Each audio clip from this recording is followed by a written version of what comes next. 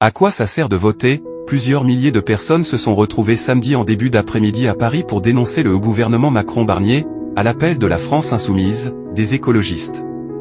Une soixantaine de rassemblements étaient annoncés en France, selon le site de LFI, au moment où Michel Barnier, désigné Premier ministre par Emmanuel Macron, finalise la composition d'un gouvernement a priori très marqué à droite, plus de 2 mois après des élections législatives remportées sans majorité absolue par la coalition de gauche. Outre LFI, dont la chef de file Mathilde Panot a défilé dans la capitale, les organisations à l'origine de cet appel sont des syndicats étudiants, unions étudiantes et unions syndicales et lycéennes, des ONG écologistes, Greenpeace et féministes, Planning Familial, Collectif Droits des Femmes, Nous Toutes, ou encore l'association altermondialiste Attaque.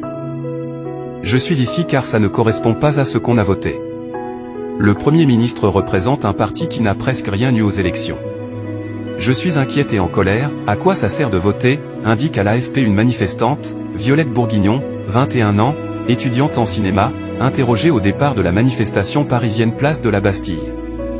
François Vermorel, militant des Verts, est venu pour dénoncer le coup d'État démocratique décidé par Macron, qui mérite une réponse dans la rue. Il redoute notamment l'arrivée au ministère de l'Intérieur de Bruno Retailleau, qui l'accuse de racisme. Ce n'est pas pour ça que les gens ont voté en juin, affirme-t-il. Dans une ambiance chargée d'émotions, des milliers de manifestants ont convergé vers les rues de Paris ce samedi après-midi pour exprimer leur mécontentement face au gouvernement Macron-Barnier. À l'appel de la France insoumise, des écologistes et diverses associations féministes et étudiantes, la foule a scandé des slogans dénonçant la direction politique que prend le pays. Les participants, vêtus de t-shirts aux couleurs de leur mouvement, portaient des pancartes frappantes. Parmi elles, une question résonnait particulièrement, à quoi ça sert de voter? Ce cri du cœur symbolisait la frustration d'un électorat qui se sentait trahi par les récents résultats des élections législatives, où la coalition de gauche, bien que forte, n'avait pas réussi à obtenir une majorité absolue.